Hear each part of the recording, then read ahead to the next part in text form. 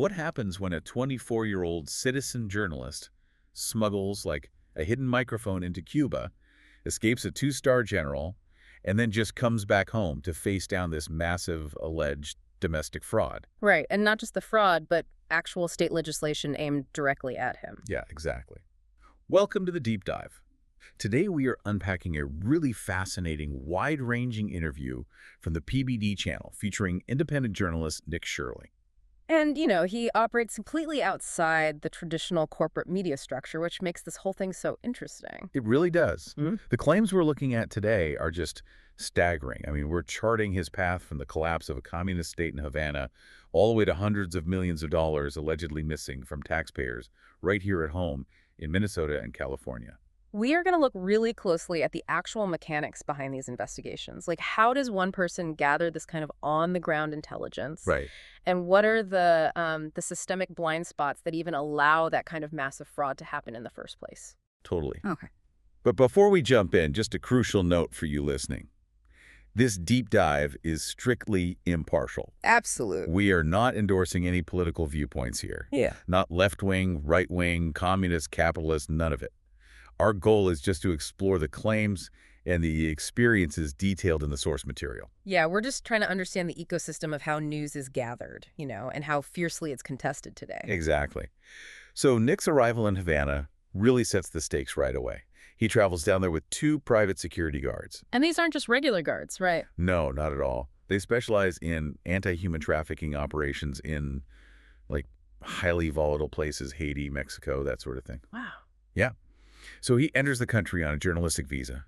But right at customs, the authorities just seize his GoPros and his Metasmart glasses. They flag them as suspicious foreign objects, which is, that initial confiscation right at the border really highlights the intense technological isolation of the state down there. Oh, for sure. They are actively filtering out any modern broadcasting tools because they need to maintain a monopoly on the narrative. Right, but he actually slips through with this tiny microphone buried at the absolute bottom of his bag. That's crazy. The customs guard's hand literally brushed right over it without realizing what it was. So he's armed with just this hidden mic and an iPhone, and he starts documenting the environment. And the reality he captures is just, it's incredibly bleak. It really is. He describes this decaying 1950s architecture that looks like a war zone. The air is thick with smog. Right, and he quickly finds out why, because there's no fuel for the garbage truck, so people are literally forced to burn their trash right in the streets. It's right out in the open. Yeah. And the systemic failure he's describing, it's not just local mismanagement. It is a total structural collapse. Yeah, he interviewed locals who claimed their monthly salaries equal about, what, $14 US? $14 a month. One person even told him they hadn't eaten an egg in an entire year. Which is just hard to wrap your head around. But to understand how a modern society reaches that level of scarcity, the interview really points to this severe geopolitical chokehold. Right. The country is essentially running on empty because of the long-standing U.S. blockade restricting oil and gas. And he also mentions that former allies have cut off the pipeline, too. Yeah, that's the compounding factor here. Countries like Venezuela, they're facing their own catastrophic domestic economic collapse. Right, so they can't help. Exactly. They can no longer afford to subsidize their neighbors with cheap oil.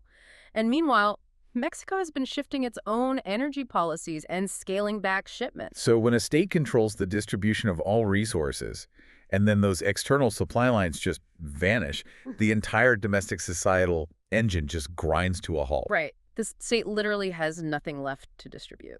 But the contrast between this total lack of modern infrastructure and the sheer intensity of the surveillance state is wild. The airport details. Yes. At the airport, Nick notes that the workers don't even have computers. They are tracking his entry using pens and blank receipt paper. Just scribbling it down. Yeah. Yet the moment he leaves the airport, he's being followed. Hotel clerks, tour guides, just everyday citizens are mobilized as informants. It's basically the ultimate low-tech, high-efficiency surveillance apparatus. The source material actually draws a comparison to the environment in the movie Tetris. Oh, that makes so much sense. Right. Because when the state is the only employer and basic survival necessities are incredibly scarce, loyalty to the state becomes your most valuable currency. Wow. Yeah. So reporting on a foreign journalist isn't just about, patriotism. It literally becomes a mechanism for survival. I do have to wonder about the approach, though. Yeah. Like, when an American content creator heads into a struggling nation to film the decay, is there a danger of, poverty tourism? That's a really fair question. Like, how do we know he isn't just seeking out the absolute worst parts of the city specifically to generate shock value or algorithm-friendly outrage? It's a vital question when we analyze the modern creator economy. But in this interview, Nick states his goal was explicitly to bypass those heavily curated, government-sponsored propaganda tours. The ones that influencers usually go on. Exactly. He wanted an unfiltered look at everyday life. And the evidence that he struck a genuine nerve isn't just in the footage itself, it's actually in the state's reaction to him. Right, because his planned 3-day trip turned into a 24-hour extraction. Yeah. His security team, who are trained to read hostile environments, recognized the escalation immediately and advised an immediate evacuation. Because the local surveillance network basically zeroed in on them at their government-run hotel. Right. And when they attempted to leave early, a literal 2-star general was physically waiting at the hotel to question their departure. That's intense. And the state's president was allegedly briefed on their presence. I mean, Yeah. that level of military response really suggests his iPhone camera was viewed as a genuine threat to their international narrative. Not just some tourists looking at potholes. Exactly. But getting on a plane to escape physical surveillance is just one hurdle. Escaping the digital spin machine once you return home is an entirely different battleground. Oh, completely. You're basically moving from a physical autocracy straight into a digital anarchy. Right. Once that footage hits the internet, the fight over who controls its meaning begins immediately. And we see this play out in real time. Because while Nick is publishing claims about being monitored and chased out by military generals, an American pro-communist tourist posts a video from the exact same hotel in Havana. Right, I saw that. Yeah, this tourist is walking around freely, filming on his phone, and essentially claiming Nick fabricated the entire hostage and spy narrative. Which really illustrates a fundamental shift in media consumption today. In a traditional media environment, institutional gatekeepers, like news desks, editors, fact-checkers, they would verify a reporter's claims before publication. But today, those gatekeepers are just gone. Exactly. And the counter-narratives aren't just international either. Domestically, Nick claims conservative commentator Candace Owens publicly accused him of faking an infiltration of Antifa in Brazil. Right, suggesting he was some sort of industry plant or something. Yeah. And then on the independent media side, he claims Andrew Callahan from Channel 5 sat down with him for a 2.5-hour interview, only to deceptively edit it down to an hour and a half. Just to undermine his credibility regarding his fraud investigations. Right. When you look at how these competing narratives operate, you are seeing the mechanics of a modern epistemological crisis. Okay, unpack that term for us. Epistemological crisis. So epistemology is just the study of how we know what we know. By democratizing information and removing the gatekeepers, we also removed institutional verification. Right, there's no one officially checking the work. Exactly. So the public is just left to parse through these highly polarized, conflicting accounts on their own. It leaves you, the listener, in a really tough spot. I mean, when one person with a smartphone claims there's a massive humanitarian crisis and another person stands in the exact same spot claiming everything is totally fine, how are you supposed to determine reality? Well, you really have to look at the structural incentives of the platforms themselves. Okay. The algorithms that distribute this information, they do not optimize for truth. They optimize for engagement. And engagement is heavily driven by outrage. Outrage and polarization, exactly. Ad actors understand this dynamic perfectly. They weaponize the lack of gatekeepers by flooding the zone with contradictory claims. Because they know the algorithm will reward the most extreme interpretation. Yes. Nick actually had to release his raw, unedited footage just to combat Callahan's edited version. It basically becomes a forensic battle of raw data versus a curated narrative. And that forensic battle over raw data is exactly what drives the next phase of his investigations. Because to pull off these overlapping investigations, like dodging state surveillance abroad and navigating federal fraud at home, it requires the exact same auditing muscle. It really does. He dives into massive alleged domestic fraud, starting with the Quality Learning Center in Minnesota. And the scale of the claims here shifts drastically. We go from a systemic collapse in Cuba to localized, highly lucrative exploitation in the U.S. Yeah. In the interview, he details uncovering a $250 million fraud tied to COVID relief funds. $250 million. Yes. And this was money explicitly designated to feed hungry children during the pandemic, Yeah. But according to his investigation, those funds allegedly went to empty buildings. Which is just wild. To understand how $250 million can just vanish into empty buildings, we have to look at the mechanism of pandemic relief itself. Right, because everything was moving so fast. Exactly. When the federal government fast-tracked these funds, they fundamentally altered the verification process. They prioritized speed over auditing. So they weren't really checking where the money was going. No. It essentially created an environment where automated billing systems were approving invoices without any physical site inspections. Wow. Nobody was verifying if those children or those meals actually existed. So it's basically like setting up a massive corporate payroll for ghost employees. Yeah, that's exactly what it's like. The state's automated systems are designed to just count heads on a spreadsheet and issue checks. They're completely unequipped to verify if those heads actually exist in the physical room. Right, and this wasn't just internet speculation, by the way. The center was eventually raided by federal authorities. But the friction emerges when the speed of citizen journalism collides with the political and legal establishment. The political pushback he describes is intense. Oh, yeah. Nick claims he pursued Congresswoman Ilhan Omar, alleging she ignored a subpoena regarding her communications with the convicted ringleader of this theft. Didn't he try to hand her a hoodie or something? Yeah, he literally tried to hand her an anti-fraud taxpayer club hoodie. But the detail that really highlights the political gridlock is his claim that a Minnesota Democrat allegedly voted to block an amendment that would have explicitly banned state funding from going to this specific raided center. And Nick presents this as deliberate political complicity. He paints a picture of, untouched wrongdoers being protected by the establishment. Which makes sense from his perspective. It's like a leaky bucket, right? Yeah. Where politicians are aggressively guarding the bucket itself, but completely refusing to look at the massive hole at the bottom. That's a great analogy. However, we do have to look at how systemic justice actually operates. Okay, what do you mean? Building a federal fraud case involving hundreds of millions of dollars requires financial forensics, witness cooperation, and navigating complex bureaucratic layers. So the slow turning of the federal wheels isn't necessarily a cover-up, it's just the required legal mechanism. Exactly. The fact that a federal judge had to review evidence and grant search warrants before that center was raided, it demonstrates that the justice system requires a multi-layered burden of proof. Right. It moves at the speed of the law, not the speed of a viral YouTube upload. And the frustration from the public often stems from that massive discrepancy in speed. That makes a lot of sense. But what happens when the legal mechanisms allegedly try to criminalize the investigation itself? This is where the story goes to California. Right. Nick takes these auditing tactics to California, where he claims the state is sitting on $100 billion in fraud. He applies the exact same investigative lens to the state's care facilities. He visits an adult daycare that has billed the state $19 million.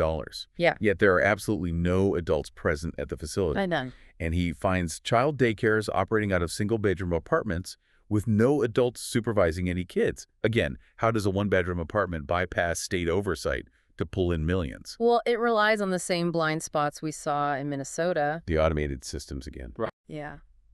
The state disperses funds through vast administrative networks that rely heavily on self-reporting and paperwork compliance rather than physical audits. Wow. If the paperwork matches the billing software's parameters, the funds are released.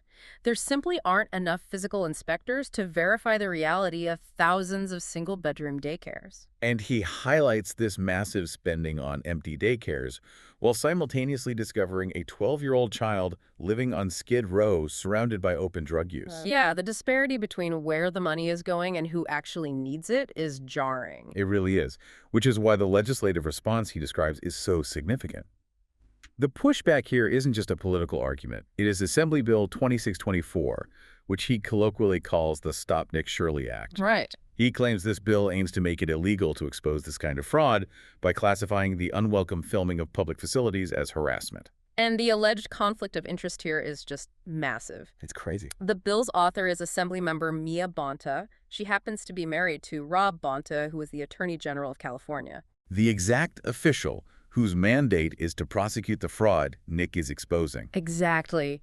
We are looking at a profound structural collision between branches of government and the First Amendment. Yeah. You have a member of the legislative branch drafting privacy laws that directly insulate the executive branch led by her spouse from public oversight. Let me play devil's advocate for a second, though. Sure.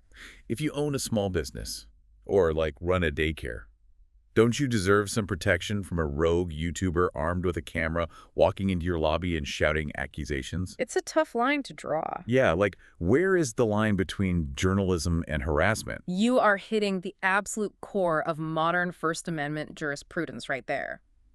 Historically, the courts have heavily protected the right of a free press to observe and report on matters of public interest. Especially in spaces receiving public funds, right? Yes, exactly. But as recording technology becomes ubiquitous, states are attempting to draft privacy statutes that shield citizens from digital harassment. But if you define journalism as harassment, you effectively outlaw the investigation. Precisely.